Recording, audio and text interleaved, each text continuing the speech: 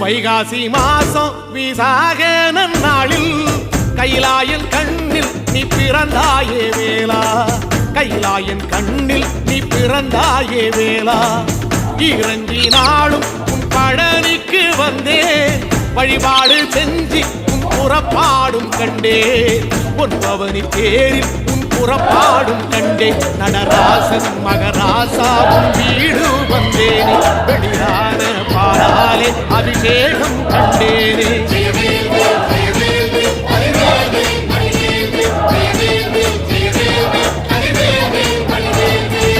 தென்பழனி தேடி உன் தென்பழனி தேடி திருநீரு பூசி நான் ஓடோடி வந்தேன், திருநீரு பூசி நான் ஓடோடி வந்தேன்.